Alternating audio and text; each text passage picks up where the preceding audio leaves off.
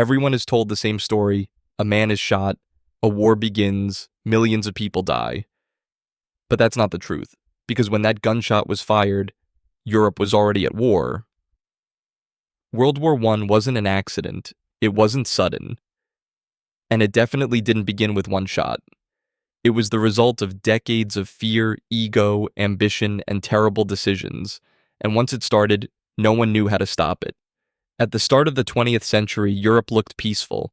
Cities were growing, kings and emperors ruled, parades filled the streets, factories were booming. But beneath this calm surface, Europe was terrified. Every major power believed the same thing. If we don't become stronger, someone else will overpower us. So they prepared. Not for peace, but for confrontation. Germany was rising fast. Factories, science, machines. Britain feared losing control of the seas. France wanted payback for an old defeat. Russia wanted influence and respect. No one trusted anyone. So they all did the same thing. They built massive armies. They created deadlier machines.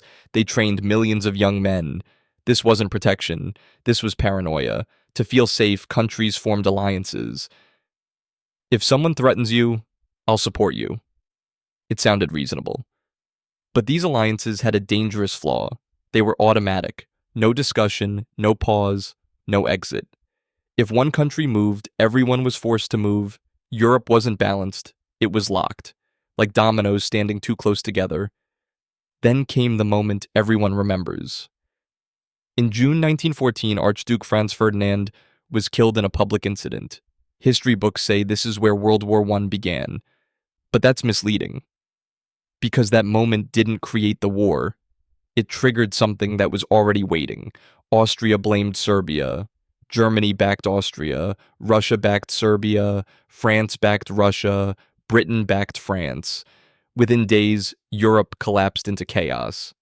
Not because leaders wanted millions to vanish, but because they had built a system where stopping was impossible. What's even more disturbing is this. Most leaders believed the conflict would be short. They thought it would end in weeks.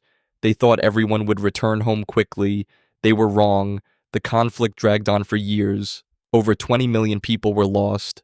Empires that had ruled for centuries collapsed. And when it finally ended, it didn't bring peace. It planted the seeds for something far worse. Because World War I didn't really end. Its consequences are still shaping the world today. In the next episode, we'll uncover how secret alliances turned Europe into a trap, and why once this chain reaction started, no country could escape it. This was World War I, the conflict that didn't start with a shot.